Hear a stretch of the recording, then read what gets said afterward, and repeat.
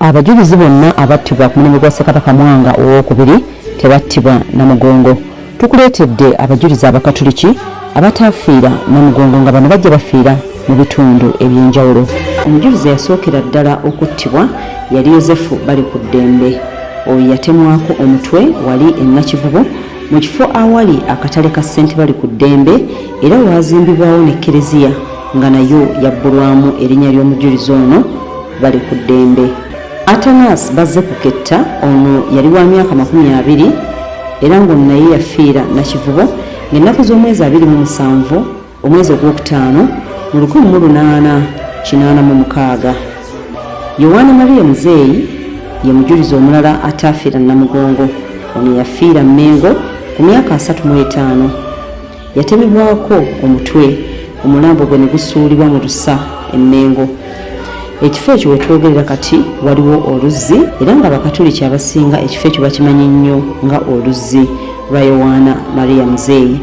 Pontiano Ngondwe, Dennis Sebuggwawo ne Anderea Kaggwa bonsatule bano nabo tebafiira Namugongo. Bano baatemwatemwa mu kifo ky'Emunyonyo ng'ennaku z'omwezi 26 omwezi gwali gwa kutaano mu mwaka 1886. Omujulizi omulala atafiira Namugongo ye Nuuwa Mawaggali. Ono yali ava Mityana. Ono yafiira ku myaka 35. Omujulizi omulala ku ludda olw'Abakatoliki ataasobola kutuuka Namugongo ye Gonza. Ono yafiira mu lugendo olwali lubajja e Mmengo okutuuka e Namugongo gye bali bagenda okwokyebwa. Mu kafo akamanyiddwa nga Lubaawo, Gonzaga amaanyi bwe gaamuggweeramu era oluvannyuma n'asoggebwa amafumu agaamujja mu budde.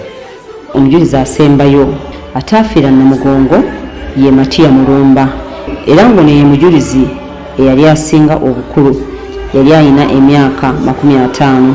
Ono yafiira ku Old Kampala era Kereziya ey'ekijjukizo weri mu kifo ekyo eya St. Matiya Mulumba.